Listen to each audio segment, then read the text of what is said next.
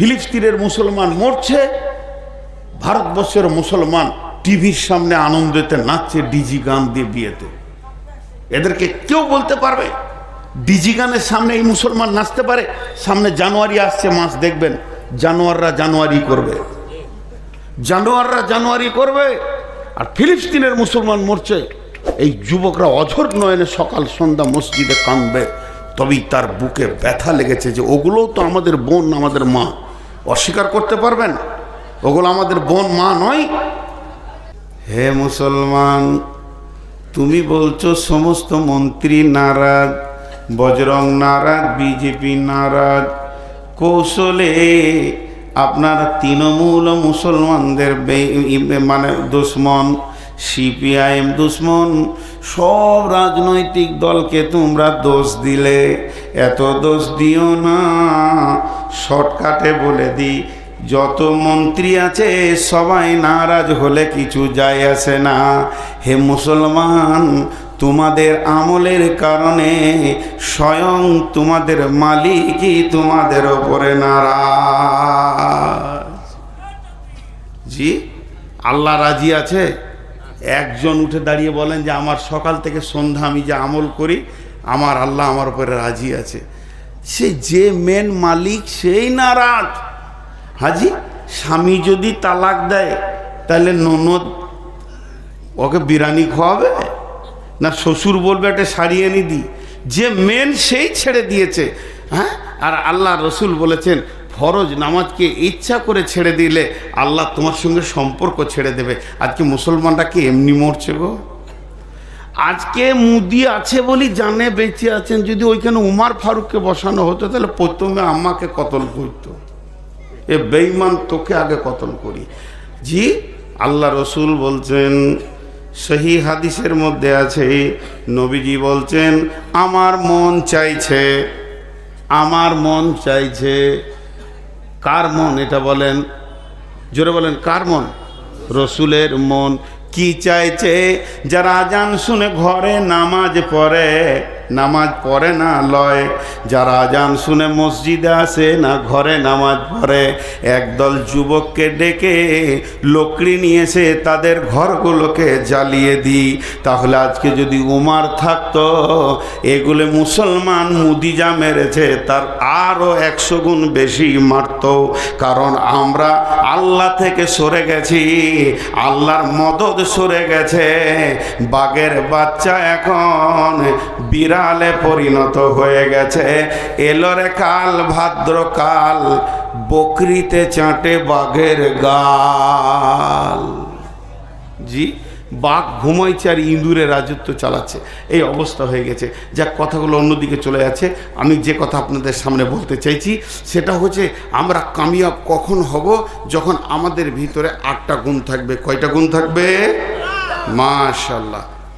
একটা গুরুত্বপূর্ণ জিনিস আপনাদেরকে বলি, কোরআনে আল্লাহ একবার কসম খেয়েছেন, কোরআনে আল্লাহ কোনো জায়গায় 2বার কসম খেয়েছেন, কোরআনে আল্লাহ কোনো জায়গায় 3বার কসম খেয়েছেন, 4বার কসম খেয়েছেন, 5বার কসম খেয়েছেন, কিন্তু এক জায়গায় 11বার কসম খেয়েছেন।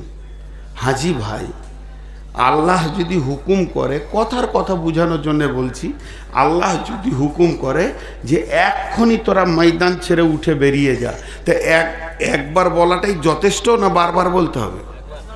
একবার বলাটাই যথেষ্ট। আল্লাহ খালি একবার বলবে এক্ষুনি ময়দান ছেড়ে তোরা বেরিয়ে যা, আমরা সকলে বাধ্য বেরিয়ে যেতে।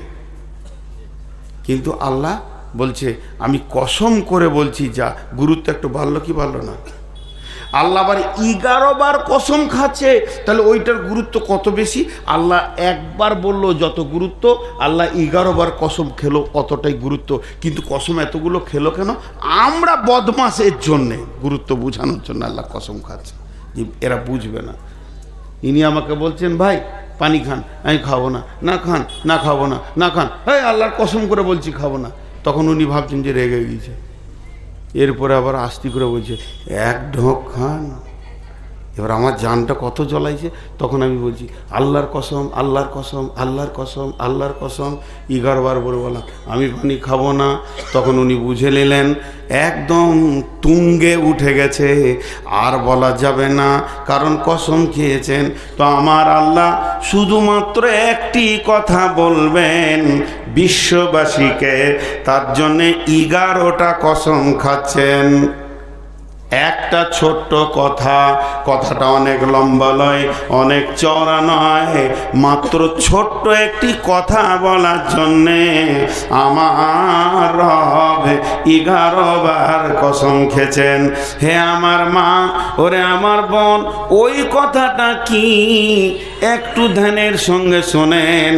আগে আল্লাহর কসমগুলোকে বলি, ওয়াশ শামসি ওয়া দুহাহা ওয়াল কামারি ইযা তালাহা ওয়ান নাহারি ইযা দাল্লাহা ওয়াল লাইলি ইযা ইয়াগশাহা ওয়াস সামাই ওয়া মা বানাহা ওয়াল আরদি ওয়া মা তাহাহা ওয়া নাফসি ওয়া মা সাওয়াহা ফাআলহামাহা ফুজুরাহা ওয়া তাকওয়াহা। 11টা কসম হয়ে গেল। এবার আল্লাহ 11টা কসমের পর বলছেন কাদ আফলাহা মান যাক্কাহা ওয়া কাদ খাবা মান দাসাহা। মাত্র 2টি শব্দ, ছোট ছোট 2টি শব্দ আল্লাহ বলবেন।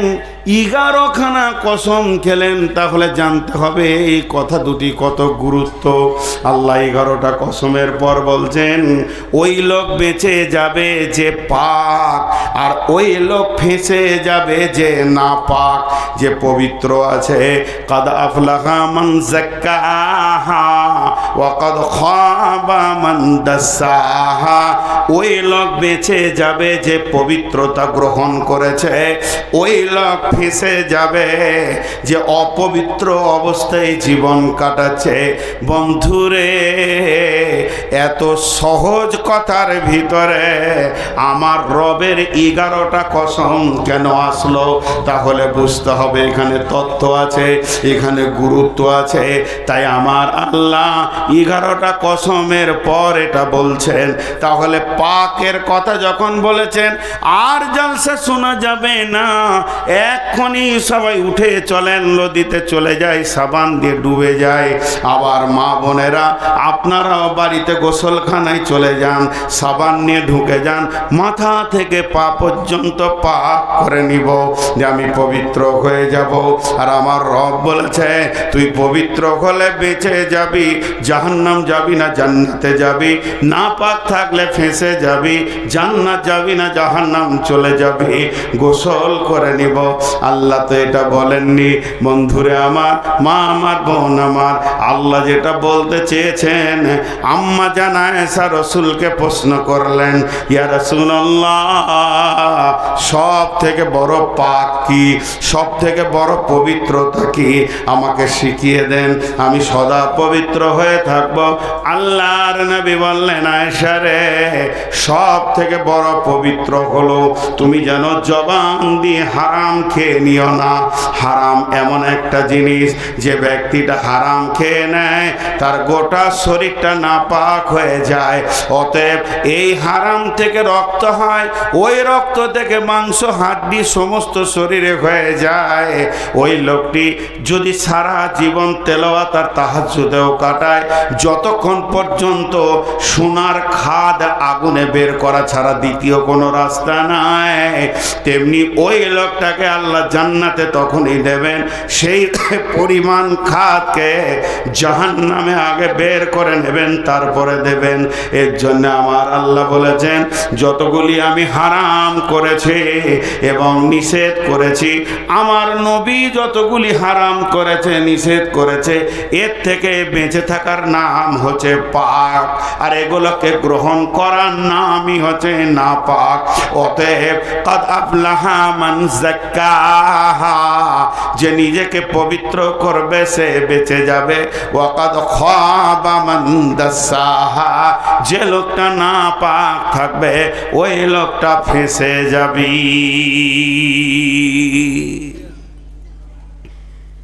এটা শুধু উপমা দিলাম মাত্র, আসল কথা এবার এক দিয়ে শুরু করছি। যে প্রকৃত বাঁচবে কে কিয়ামতের মাঠে। একটা হাদিস না বলে পারছি না, সময় সাপোর্ট করবে কিনা। 12:30টায় ছেড়ে দৌড়তেই হবে আমাকে, বাস না ধরলে কালকে বহু দূরে। জি, আমার সঙ্গে যোগাযোগ করছেন, ওনার নাম বানি ইসরাইল ভাই না?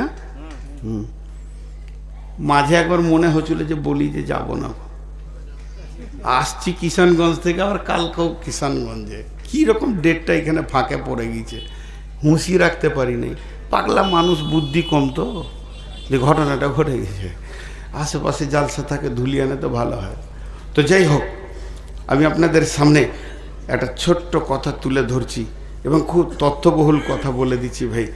আল্লাহ রসুল বলেছেন, এটা সেই হাদিস, যে কিয়ামতের মাঠে যখন হিসাব চলবে তো আল্লাহ যদি কাউকে বলে দেয় কেন, বাস ওকে জেনে নিতে হবে আমি জাহান্নাম চললাম।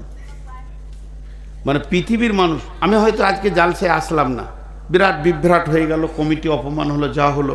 10 দিন 15 দিন 1 মাস পর কমিটি আমাকে প্রশ্ন করলো যে আপনি আসলেন না কেন। পাক্কা মিথ্যা কথা বলছি যে আমার শ্বশুর মারা গিয়েছিল, জলজ্যান্ত লোকটা বেঁচে আছে, কিছু করার নেই। আর বলা যায় কি না পাক্কা, এটা তো আর আপনারা আলেমুল গায়েব নন যে জানেন। কিংবা বলে দিলাম যে হঠাৎ আমার ভাইয়েরা অ্যাক্সিডেন্ট করেছে, মেরে দিলাম একদম, কুটকুটি সব শেষ হয়ে গেল।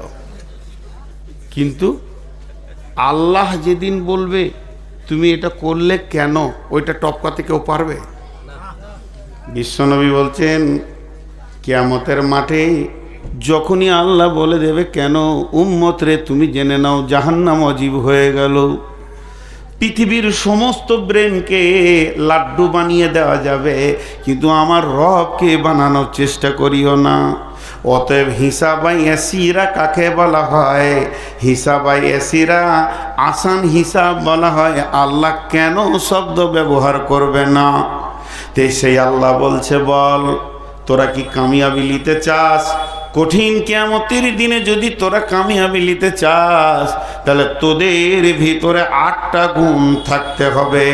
এবার আমি এক ধার থেকে তফসির শুরু করে দিচ্ছি, না জানি কত দূর যাবে। 4টাতেই যদি সময় শেষ হয়ে যায় তো কেটে পড়ব। আগামী বছরের জন্য আর 4টা রেখে দিব। বিসমিল্লাহির রহমানির রহিম। আলিফ লাম মিম। এটা হরফে মুকাত্তাআত। কোরআনে এরকম হরফ অনেক আছে, আছে না ভাই? আলিফ লাম মিম, আলিফ লাম র, সদ, কাফ, হা, ইয়া, আইন, সদ, কফ, ইয়া, সিন, এগুলোর নাম কি? হরফে মুকাত্তাআত। মুকাত্তাআত মানে বাংলায় বলি কাটা কাটা হরফ। এর কোনো তফসির নাই, তরজমাও নাই। এর সমস্ত তথ্য কে জানেন? আল্লাহ জানেন। এর জন্য আল্লাহ ক্লিয়ার করে দিয়েছেন, ওমা উতিতুম মিনাল ইলমি ইল্লা কালিল। আপনারা খবরদার বলবেন না গোটা কোরআনটা আল্লাহর জ্ঞান। এর থেকেও আল্লাহর জ্ঞান বেশি, আমাদের যতটা প্রয়োজন অতটা দিয়েছে আর কি। আল্লাহ বলছে ইল্লা কালিল, তোদেরকে সামান্য দিয়েছি, লোড নিতে পারবি না, আমার কাছে আরো জ্ঞান আছে। আল্লাহর জ্ঞানের শেষ নাই। ওমা উতিতুম মিনাল ইলমি ইল্লা কালিল, সামান্য ন্যূনতম দিয়েছে। এতেই তো মানে সলিমুদ্দিন কলিমুদ্দিন আসমানে উড়ে চাঁদে চলে গেল, যে চাঁদে জোয়াটাকে মনে করছে বিরাট কিছু করে দিয়েছি। মাথা খারাপ, তুই তো চাঁদে যে সামান্য জায়গায় গেছিস। আমার নবী সাত্যবক আসমান সিদরাতুল মুনতাহা ভেদ করে আর সে মহল্লা পৌঁছিয়েছে। সারা বিশ্বের বিজ্ঞানীকে চ্যালেঞ্জ থাকলো এবং বর্ণনা দিয়েছেন কোন কোন জায়গায় কি দেখলাম। জি ভাই, করেছেন কি করেননি? তো চাঁদে জোয়াটাকে নিয়ে তো হই করার কোনো, হাততালি মারছে দেবো যে ওখানে পায়খানার ব্যাগ পাওয়া গেছে, আর কিছু খুঁজে পেলি না বা। জি ভাই, হ্যাঁ, হজরত উমারকে ওর বাপ থাপ্পড় মেরেছিল ছোট অবস্থায়, উঁট চড়াতে দিয়েছে, উঁট হজরত উমারকে, আর মাথায় উঁটের গোবর আছে। দেবো যাই, তোর মাথায় গোবর কেন রে? উমারের আব্বা, তোর মাথায় গোবর কেন রে? হজরত তোমার নিজে বলছেন, আমি আব্বাকে বললাম, আব্বা উঁটগুলো যখন খোলা ময়দানে মরুভূমিতে চড়াচ্ছিলাম, প্রখর রোদ, কোথা ছায়াতে বসবো, তো উঁটের পাছাতে বসেছি। আর উঁট তখন ওই সুযোগে আমার মাথা তিলে দিয়েছে, তখন মারলে পরাত করে গালে এক চর। 20টা উঁট চড়াতে পারিস না, তোর মাথায় কি গোবর ছাড়া আর কিছুই নাই, কেমন করে দুনিয়া করে খাবি রে? মা বাপ যা বলে সন্তানকে তাই বললেন। কিন্তু হযরত উমর বলছেন, আমার আল্লাহ আমার মতো অধমকে দিয়ে 18 লক্ষ বর্গ মাইলের শাসন চালাচ্ছে। যেদিন একটাও জিনা ব্যভিচার হয়নি, আজকে বিশ্বনবী 23 বছর রাজত্ব চালিয়ে গেছেন, 3খানা রেপ কেসের আসামি পাওয়া গেছে, 3 জনের সাজা হয়ে গেছে। আর ইংল্যান্ড যে পাশ্চাত্য দেশ বলে আমাদের কাছে জ্ঞান লে, কেমন করে রাষ্ট্রবিজ্ঞান পড়বি এখানে আমেরিকা, প্রতি মিনিটে 2.5 থেকে 3 হাজার মেয়ে ধর্ষণ হচ্ছে, কিছুই করতে পারছে না। অতএব বন্ধুরে, আল্লাহ তাবারক ওয়া তাআলা বলছেন, সামান্য ন্যূনতম জ্ঞান দিয়েছি, এতেই তুমি চাঁদে গিয়ে খালি আল্লাহ নাই বলে দাও। শুনে নাও, আমার নবী সিদরাতুল মুনতাহা গেছে, তো আলিফ লাম মিম, এটা হলো হরফে মুকাত্তার। এর ভিতরে কি গভীর তথ্য আছে, এর মাত্র আল্লাহ ছাড়া কেউ জানে না। প্রত্যেকটি মুফাসসির লিখে দিয়েছেন ওর নিচে, ওয়াল্লাহু আ'লামু বিমুরাদি, এর ব্যাপারে আল্লাহ যথেষ্ট জানে।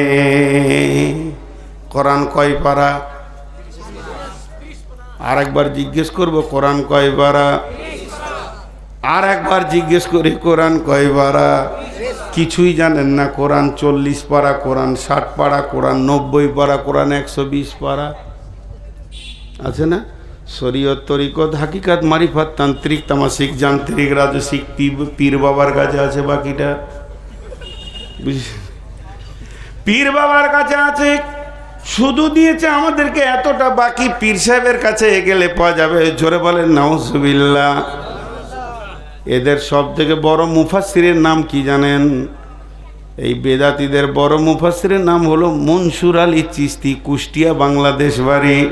সে অনেক ছন্দ লিখেছে, সেই ছন্দের মধ্যে বলছে কি, সোনার আদমের বিসমিল্লার ফল পাইবি রে একদিন, ওরে কোরআনে তোরে লেখাই আছে আলিফ লাম আর মিম, সোনার আদমের বিসমিল্লার ফল পাইবি রে একদিন। কালেমা পড় মুখে, মাথা নামাজ পড় মাথা ঠুকে, উকিল না ধরলে মামলা দায়ের করবে কে, সোনার আদম রে বিসমিল্লার ফল পাইবি রে একদিন। আর পাশে একটা খালি দুয়ারি থাকবে, ও মাঝে মাঝে বলবে আয় হাহারে, ও কিচ্ছু জানে না, অতি 20 টাকা পায় আর কি, আয় হাহারে। শেষ হয়ে গেল। এরা আলিফ লাম মিমের তর্জমা করতে গিয়েছে, বলছে এটা তথ্য আমাদের পীর সাহেব জানে, কেউ জানে না। এর জন্য একজন মুফাসসির বলছে, শুনে লাও, লাম থেকে মালাক, মালাক মানে ফেরেস্তা, আলিফ থেকে আল্লাহ, মিম থেকে মোহাম্মদ, লাম থেকে মালাক জিবরাইল, আল্লাহ মোহাম্মদ জিবরাইল এর ভিতরেই জড়িত আছে। পৃথিবীর কেউ এ তর্জমা জানবে না। অতএব আল্লাহ বললেন আলিফ লাম মিম। এটা শেষ হয়ে গেল। এইটাকে নিয়ে বললে অনেক সময় চলে যাবে। নাম্বার 1, যালিকাল কিতাব লা রাইবা ফীহি। 1 নম্বর দিয়ে ধরলাম, 8টা নম্বর আসবে। যালিকাল কিতাব লা রাইবা ফীহি। আল্লাহ বলছেন এই কিতাবটার মধ্যে কোনো সন্দেহ নাই। আপনারা বলেন সন্দেহ আছে? একজনেরও সন্দেহ আছে? একটা অক্ষর সত্য মিথ্যা আছে? নাই, সব কি সত্য, এর মধ্যে কোনো সন্দেহ নাই। আল্লাহ চ্যালেঞ্জ দিয়েছেন, ওয়াইন কুনতুম ফি রাইবিম মিম্মা নাযালনা আলা আবদিনা ফাতু বিসূরাতিম মিন মিসলিহি ওয়াদউ শুহাদাকুম মিন দুনিল্লাহি ইন কুনতুম সাদিকিন। হে বিশ্ববাসী, যদি আমার আল্লাহ আমি আমার গোলামের ওপরে যেটা নাজিল করেছে এটা তোমাদের মিথ্যা মনে হয়, যদি তোমাদের সন্দেহ হয় তাহলে এরকম একটা কিতাব, এরকম একটা ছোট্ট সূরা লিখে দেখিয়ে দাও। বিশ্বকে চ্যালেঞ্জ দিলাম, তুমি বসো, তোমার বন্ধু বান্ধবকে ডাকো, সমস্ত বিজ্ঞানীদেরকে ডাকো, যে কোরআনের সূরার মতো একটা সূরা লিখে দাও, শুধু আল্লাহকে বাদ দিয়ে, যদি তোমরা সত্যবাদী হও। আমার আল্লাহ পরের আয়াতে বলছেন, ফাইল্লাম তাফআলু ওয়া লান তাফআলু, কখনো পারোনি আর কখনো পারবে না, তোমাদেরকে চ্যালেঞ্জ দিলাম, পারবে না। অতএব কোরআনের ভিতরে এতটুকু সন্দেহ পোষণ করা যাবে না। যদি কিয়ামতের মাঠে আপনাকে আমাকে কামিয়াব হতে হয়, ডান হাতে যদি সার্টিফিকেট নিতে হয়, তাহলে 1 নম্বরে কোরআনের ভিতরে কোনো সন্দেহ করা যাবে না। একটা কথা আমি বহুবার বলেছি, আপনারা ইউটিউব খুললে পেয়ে যাবেন, বক্তব্য হয়তো হাজারোবার শুনেছেন। বিশ্বনবী কি লিখতে পড়তে জানতেন? জোরে বলেন, জানতেন? জানতেন না। তার 4টা কারণ আছে। 4টা কারণের মধ্যে সব থেকে বড় কারণ 2টি, যে আল্লাহ রসুলকে পড়াবে এই সাহসটা কার আছে? কার বুকে এত সাহস আছে নবী মোহাম্মদকে বলবে আই তোকে পড়াবো? হ্যাঁ, সে তো সারা পৃথিবীর গুরুর গুরু, নবীদের নবী। আর আল্লাহ এটা মেনে নিতে পারেননি যে আমার রসুলের কেউ শিক্ষক হয়ে যাক, যে শিক্ষক হবে তার সম্মান বেড়ে যাবে, এটা নিতে পারেননি, 1 নম্বর। আর 2য় নম্বর হচ্ছে যে আল্লাহ তার উপরে কোরআনকে নাজিল করছে, ওই জন্য নিরক্ষর রেখেছেন, যে যাতে করে কাফের বেঈমানেরাও যেন না বলে যেটা মোহাম্মদ গোপনে লেখে। আবু জাহেলও পর্যন্ত বলার ক্ষমতাটা পায়নি, ওটা বলবে কি করে? ও তো লিখতেই জানে না। তাহলে কোরআনটা কার? আল্লাহর। যদি উনি লিখতে জানতে তাহলে মানুষ সন্দেহ করত। এই জন্য কোরআনে কোনো সন্দেহ করা যাবে না। তারপরে 2 নম্বর, হুদাল লিল মুত্তাকিন, এই কোরআন হেদায়েত দেবে। কাকে দেবে? মুত্তাকিদেরকে হেদায়েত দেবে, কাফেরকে দেবে না, বেঈমানকে দেবে না, মুশরিককে দেবে না, ফাসিককে দেবে না। যদি আপনার হৃদয়ের ভিতরে আল্লাহর ভয় না থাকে তাহলে কোরআন থেকে সে হেদায়েত পাবে না। কোরআন নিজে বলেছেন, ইদিল্লু বিহি কাসীরা ওয়া ইয়াহদি বিহি কাসীরা ওয়া মা ইদিল্লু বিহি ইল্লাল ফাসিকিন। এই কোরআন পরে অনেকে পণ্ডিত হয়ে হেদায়েতের রাস্তা পেয়ে গেছে, নূর পেয়ে গেছে, আবার অনেকে কোরআন থেকে বিভ্রান্ত হয়ে গেছে। কোরআন তাকে হেদায়েত দিতে পারবে না। হেদায়েতের মালিক নবী মুহাম্মদ সাল্লাল্লাহু আলাইহি সাল্লাম ছিলেন না। হেদায়েতের মালিক আল্লাহর কালাম পাক নয়, হেদায়েতের মালিক হলেন আল্লাহ। ইন্নাকা লা তাহদি মান আহবাবতা ওয়ালাকিন্নাল্লাহা ইয়াহদি মান ইয়াশা। আল্লাহ তার নবীকে বললেন, নবী হে, তুমি চাইলেই লোক হেদায়েত পেয়ে যাবে, এটা হবে না। আমি যাকে চাইবো সে হেদায়েত পাবো। হিন্দাকে আল্লাহ চেয়েছেন, হিন্দা রসুলের চাচার কলিজা চাবানোর পরও হেদায়েত পেয়ে গেল। আল্লাহ তাবারাক ওয়া তাআলা চেয়েছেন মানে ওয়াইসি হেদায়েত পাবে। আমির হামজাকে ওয়াইসি কতল করার পরও সে হেদায়েত পেয়ে গেল। আল্লাহ চাইনি আবু তালেব হেদায়েত পাবে, কারণ তার ভিতর নাম হচ্ছে আবু তালেব, আর দিলের ভিতরে কোনো তলব ছিল না। এর জন্যে রসুল 1000 চেষ্টা করে তাকে হেদায়েত দিতে পারেননি। তাই আমার রব বলছেন, এই কোরআন থেকে যদি কেউ মনে করে যে আমি হেদায়েতের নূরটা কোরআন থেকে নিব, এখান থেকে আলো নেব, কামিয়াবির রাস্তাতে হাঁটবো, আল্লাহর কাছে ডান হাতে সার্টিফিকেট নেব, তাহলে তাকে মুত্তাকি হতে হবে, আল্লাহ ভীরু হতে হবে। তার দিলের ভিতরে যদি আল্লাহর ভয় না থাকে, ওই লোকটা কোরআন থেকে লাভ নিতে পারবে না। আল্লাহর কি কুদরত, লাঠির ভিতরে শরবত। কি বলেন তো? হ্যাঁ, আচ্ছা বলি, একটা ভালো মজবুত আখ নিয়ে এসে আপনাকে দিলাম, রস বের করতে পারবেন কি না দাঁত দিয়ে? এটা কত সুন্দর মাল আল্লাহ দিয়েছে। মারবে চাপ তো আর রস চু করে টানবে, খাও। কিন্তু যার দাঁত নাই, একটাও নাই, কি করবে হু? জি না, ওর যার দাঁত নাই সে আখ থেকে কোনো ফায়দা নিতে পারবে না। কেন? দাঁত নাই এই জন্যে। তো কোরআন হলো আখের মতো, এর ভিতরে মধু আছে, এত মধু আছে আপনার জীবনের সব রোগ সেরে যাবে। কিন্তু যার দিলে আল্লাহর ভয় আছে সে কোরআন থেকে লাভ নিতে পারবে, আর যার দিলে আল্লাহর ভয় নাই ও কোরআন থেকে লাভ নিতে পারবে না। এটা আল্লাহ ক্লিয়ার বলে দিলেন যে তোমার আল্লাহর ভয় দিলে থাকতে হবে। ভীতু রাস্তা পাবে, আর ভীতু যে হবে না সে রাস্তা পাবে না। একটা হচ্ছে সাঁতারু আর একটা হচ্ছে ডুবুরি। একটা হচ্ছে সাঁতারু আর একটা হচ্ছে ডুবুরি।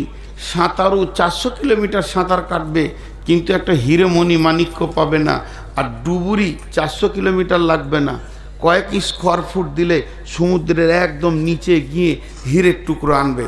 কথা ঠিক না ভুল? তো সাহাবারা যে এটা হলো মহাসমুদ্র, এই সমুদ্রে সাহাবীরা ডুব মেরে হেদায়েতের নূরের আলো তুলে নিয়ে এসছে, কিন্তু গিরিশচন্দ্র সেন গোটা কোরআন নামে সমুদ্রে সাঁতার কেটেছে, একটাও হীরের টুকরো দেখতে পায়নি। কথাটা বুঝাতে পারলাম? এরকম অনেক হিন্দু ভাই আছে যারা কোরআন পড়তে পারে, অনেক বিধর্মী আছে, নন মুসলিম আছে যারা কোরআন পড়তে পারে এবং বুঝতেও পারে, কিন্তু তাকে হেদায়েত। দেখেন ইউটিউব খুললে বেশ কিছু সাধু তারা ইসলামের প্রতি ভালো ধারণা পোষণ করছে, তো করছে তো ওই কেন কালেমাটা পড়ছে না? কারণ ও এখনো সে নূরটা দেখতে পায়নি। জি, হেদায়েত পায়নি। গিরিশচন্দ্র সেন বিসমিল্লাহ শুরু করে মিনাল জিন্নাতে ওয়ান্নাস পর্যন্ত গোটা কোরআনে তরজমা লিখলো বাংলাতে, কিন্তু হেদায়েতের নোটটা খুঁজে পেল না। কিন্তু হযরত ওমর গোটা কোরআন নয়, একটা গোটা সূরাও নয়, শুধু সূরা তহার একখানা আয়াত তার বোনের মুখ থেকে শুনলো, ইন্নানি আনাল্লাহ লা ইলাহা ইল্লা আনা ফাবুদুনি ওয়া আকিমিস সালাতা লিযিকরি। একটা আয়াত শুনো, হেদায়েতের দরজা খুলে গেল, মহাসমুদ্রে যেন হীরের আলো পেয়ে গেল, আর সমস্ত গহ্বর অন্ধকার কেটে গিয়ে নিমজ্জিত অন্ধকার থেকে বের হয়ে নূরের আলো দেখতে পেল, তার জিন্দেগিটা চেঞ্জ হয়ে গেল। তাই আমার আল্লাহ বলছেন, যালিকাল কিতাব লা রাইবা ফি, আমার এই কিতাবটার মধ্যে কোনো সন্দেহ নাই। তবে একটা জিনিস জানতে হবে, হেদায়েত ওই লোকটা পাবে এই কিতাব থেকে, সে কে? হুদাল্লিল মুত্তাকিন, যে লোকটা মুত্তাকি হবে ও হেদায়েত পাবে। আর যার দিলে আল্লাহর ভয় নাই, যে আল্লাহ ভীরু নয়, ওই লোকটা হেদায়েত পাবে না। হাজি ভাই, আপনাদের অত্র এলাকা ভগবানগোলা এলাকা খুব আসি, এমনকি হরিরামপুর, রানীতলা বহু ঘুরেছি। এখানে প্রথম এসছি, তো এখানে একটা দুটো করে লোক উঠতেই আছে। তো আপনাদের কি মানে আমি কি আপনাদেরকে বুঝাতে পারছি না এরকম কিছু, বা এই টাইমে লোক পালায়, এটা কি?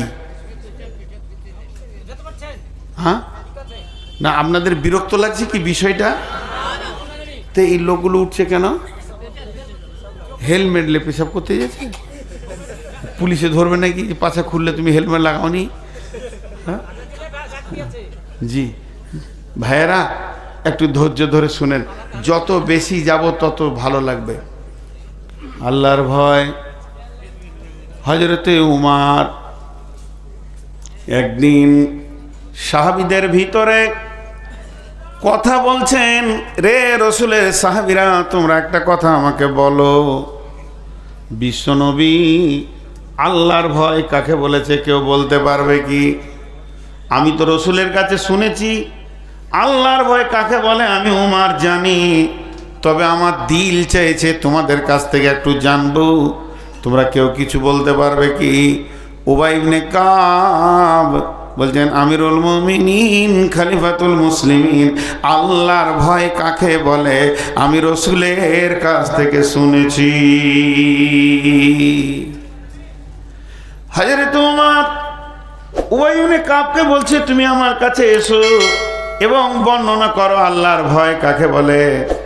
হযরত উমরের কাছে উবাই ইবনে কাব এলেন, আসার পর বলছেন আমিরুল মুমিনিন খলিফাতুল মুসলিমিন, পৃথিবীর বুকে আপনি অনেক রাস্তা হেঁটেছেন, অতিক্রম করেছেন, বহু রাস্তা দেখেছেন, তবে আমি জিজ্ঞেস করি যে কোনোদিন সংকীর্ণ রাস্তায় হেঁটেছেন কি? সংকীর্ণ রাস্তা বলতে কি, এইদিকে একটা জমি, এইদিকে একটা জমি, দুই জমির মাঝে যেটা থাকে কি বলেন? আল। আল পথে হেঁটেছেন কি? ডান দিককার জমিওয়ালা তার জমির ফসলকে কাঁটা দিয়ে দিয়ে দিয়ে দিয়ে দিয়ে দিয়ে বেড়া দিয়েছে, বাঁ দিককার জমিওয়ালা তার জমিকে কাঁটা দিয়ে দিয়ে বেড়া দিয়েছে, দুই দিকে কাঁটার বেড়া, মধ্যখানে আল পথ। এরকম কোনো দিন হেঁটেছেন কি? লোকটি একটু উবাই ইবনে কাব কি যখনই এই কথাটা উমারকে বললেন, হযরত উমর একটু বিলক্ষণ চুপ থেকে বলছে হ্যাঁ আমি হেঁটেছি। হযরত উবাই ইবনে কাব বলছেন আমিরুল মুমিনিন ওই রাস্তাটা কিভাবে হেঁটেছিলেন একবার দেখাতে পারবেন কি? তখন বলছে হ্যাঁ দেখাতে পারবো।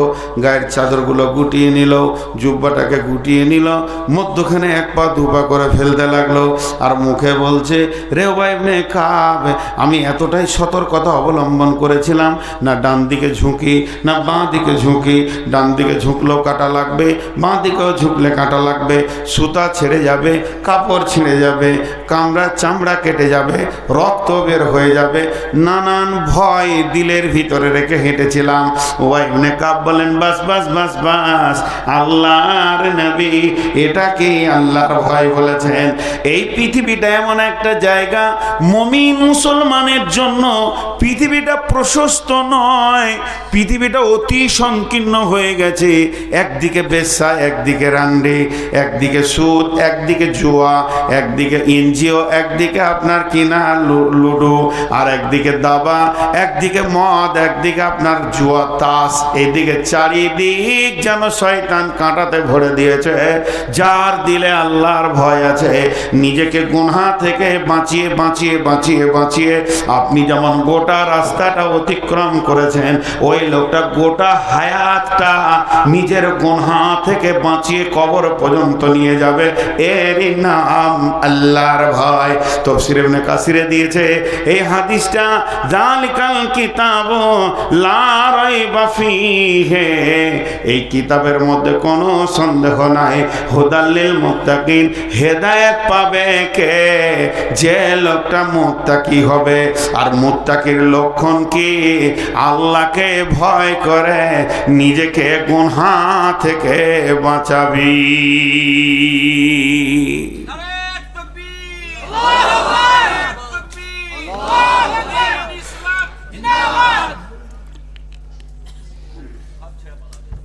একটা জিনিস খেয়াল করেন,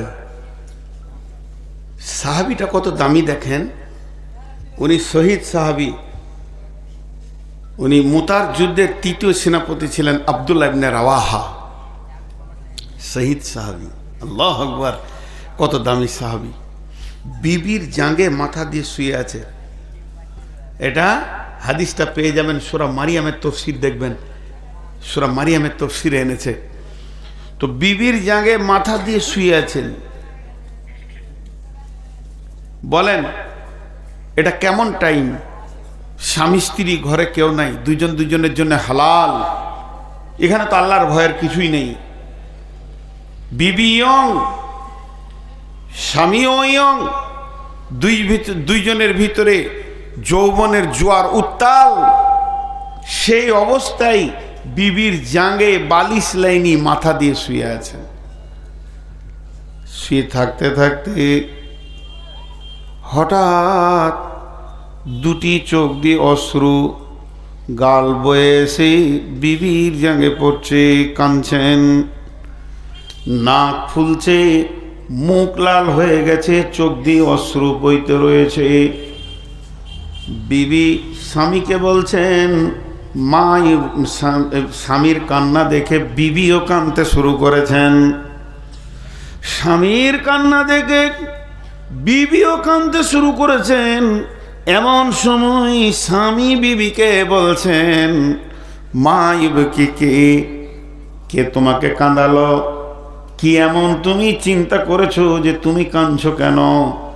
বিবি উত্তরে বলছেন, বাকাইকা আলে বাকাইকে, আপনি কাঁদছেন এর জন্য আমি কাঁদছি স্বামী আমার। তখন স্বামী আবার বিবিকে বলছি, বেগম রে, প্রিয়া রে, ভালোবাসা রে বিবি আমার, তুমি আমার কান্নাটা দেখেছো কিন্তু আমার মুখের কাছে তোমার কানটা নাই। আমি যে একটা কি বলছি এটা বিড়বিড় করে তুমি শোনার চেষ্টা করো। উনি একটা কোরআনের আয়াতকে, সূরা মারিয়ামের 71 নম্বর আয়াতকে ঘুরিয়ে ঘুরিয়ে পড়ছেন। বিসমিল্লাহির রহমানির রহিম, ওয়া ইম মিনকুম ইল্লা ওয়ারিদুহা কানা আলা রাব্বিকা হাতমান মাকদিয়া। শেষ হয়ে গেল। আবার বলছেন, ওয়া ইম মিনকুম ইল্লা ওয়ারিদুহা কানা আলা রাব্বিকা হাতমান মাকদিয়া। এবার বাংলায় বলি, বলছে বেগম রে, আমার আল্লাহ কি বলছেন শোন। আমার আল্লাহ এই আয়াতে বলছেন, তুই ইমানদার হ চাই বেঈমান হ, তোদের আসল ঘর জান্নাতে পৌঁছাতে গেলে আমি তোদের জন্য একটা রাস্তা বানিয়েছি, রাস্তাটাকে অজীব করে দিয়েছি, পা দিতেই হবে। তার নাম হচ্ছে পুলসেরাত। এমনকি বিশ্ব নবীকেও এই পুলসেরাত দিয়ে গিয়ে জান্নাতে ঢুকতে হবে। এই পুলসেরাত থেকে কেউ রেহাই পাবি না রে বিবি। আমার আল্লাহ কথাটা বারবার বলতে রয়েছে, তাই আমার ওই আয়াতটা মনে পড়ে গেছে।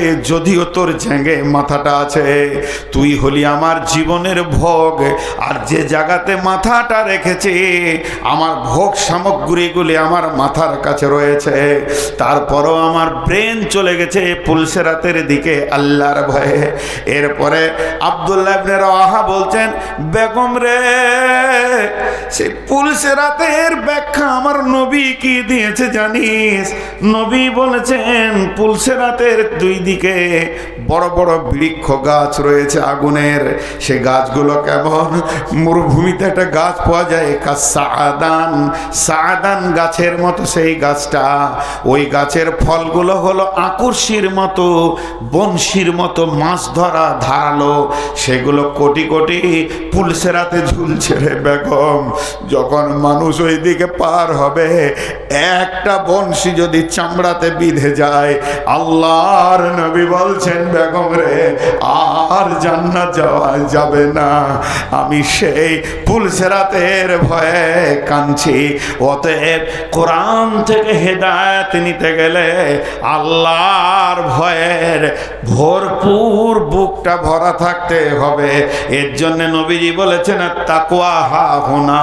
এই জায়গায় যদি রবের ভয় থাকে, কোরআনের প্রতিটি আয়াতে হেদায়েতের নূর পাওয়া যাবে। আর এই জায়গায় যদি রবের ভয় না থাকে, গোটা কোরআন পড়ে 40 খতম হয়ে যাবে, তারপরও বেঈমানি আর মিথ্যা কথা ডানি মারা ছাড়বে না। তার কারণ কোরআন হেদায়েত দেওয়ার মালিক নয়। তা আমার রব বলছে, গোলাম রে, কঠিন কিয়ামতের মাঠে যদি ডান হাতে সার্টিফিকেট নিয়ে কামিয়াব হতে হয়, আল্লাহর ভয়কে তোমাকে রাখতে হবে। যালিকাল কিতাব লা রাইবা ফীহি হুদাল লিল মুত্তাকিন। এই কিতাবে কোনো সন্দেহ নাই, হেদায়েত পাবে মাত্র মুত্তাকিরা।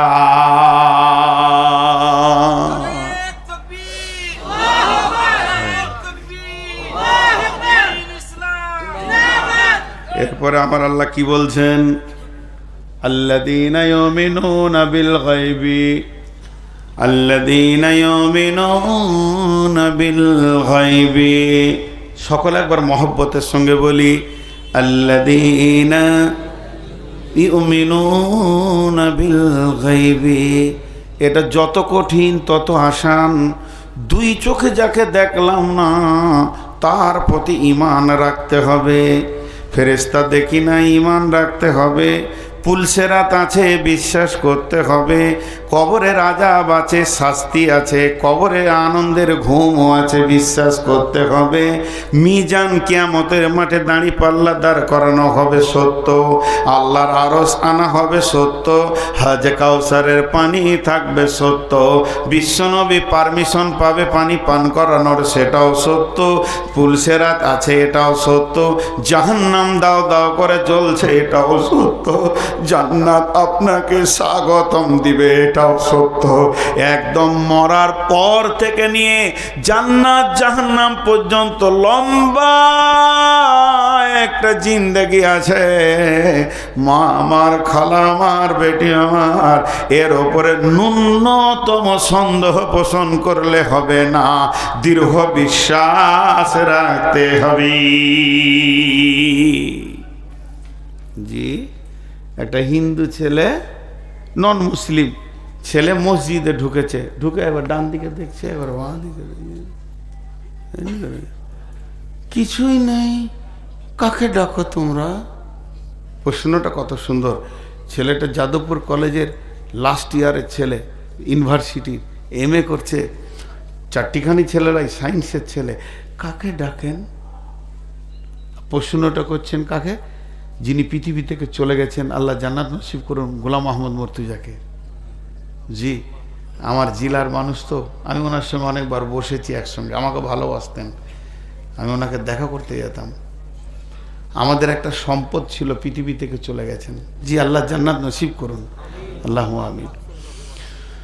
তো ওনাকে প্রশ্ন করেছেন, উনি তখন বললেন, জি আমরা হলাম দুর্বল, আপনারা হলেন সবল। তোরা আর খুশি হলো। কয়েকজন ছেলে ভার্সিটি যাচ্ছিলেন, উনি বর্ধমান থেকে মেমারি যাচ্ছিলেন। বলে আমরা কেন দুর্বল, তোমরা কেন সবল বলো তো? আমরা দুর্বল এই জন্যই যে আমরা, আল্লাহ তো দূরের কথা, আল্লাহকে তৈরি করা তো দূরের কথা, কোরআনে প্রত্যেকটা সূরাতে একটা করে বিসমিল্লাহ আছে, আছে না নাই? কিন্তু সূরা তওবাতে মৌলানা সাহেব লিখে দিতে পারবে? ক্ষমতা আছে? আল্লাহ দেননি, রসুল লাগাননি, কারো ক্ষমতা নাই, লিখে দিই। সারা পৃথিবীর সমস্ত কাগজগুলো দেন, গোটা মাদ্রাসায় যত কাগজ আছে মৌলানা বিসমিল্লাহ লিখে ভরে দেবে, কিন্তু ওখানে লিখতে পারবে? তাহলে এটা দুর্বল না সবল? দুর্বল। কিন্তু তোমরা সবল। নিজের আল্লাহকে নিজের হাতে বানাও, তারপর আবার তাকে ধরে ডুবিয়ে দাও। তাহলে তোমাদের মতো সবল কে আছে? এইভাবে বলতে বলতে প্রশ্ন করা হচ্ছে। দেখুন কবি নজরুল কি বলেছেন, নয়ন ভরা জল গো তোমার, আঁচল ভরা ফুল, ফুল নেব না অশ্রু নেব ভেবে হই আকুল। ফুল যদি নি তোমার হাতে, জল রবে না নয়ন পাতে, অশ্রু নিলে ফুটবে না আর প্রেমেরই মকল। নয়ন ভরা জল গো তোমার, আঁচল ভরা ফুল। মেয়েটা আঁচলে করে ফুল নিয়ে এসেছে, ছেলেটাকে বলছে ফুল লাও, চোখের পানিতে কাঁদছে, হে প্রেমিক তুমি আমার হাতে ফুলটা গ্রহণ করো। তখন প্রেমিক বলছে, নয়ন ভরা জল গো তোমার, আঁচল ভরা ফুল। ফুল যদি নি তোমার হাতে, যদি আমি ফুলটা নিয়ে নিই, তাহলে অশ্রু বেদনার তোমার শুকিয়ে যাবে, চোখের পানি আর থাকবে না। আর অশ্রু যদি চোখের নিই, তাহলে প্রেমের ফুল আর ফুটবে না। তাহলে আমি কোনটা নিব কোনটা না নেব? প্রেমিকার চোখের পানি গোলাপ ফুলের থেকে অনেক মূল্য, যত কামবে তত ভালো লাগবে। এর জন্য আমার আল্লাহর মতো বিশ্বে বড় প্রেমিক আর নাই।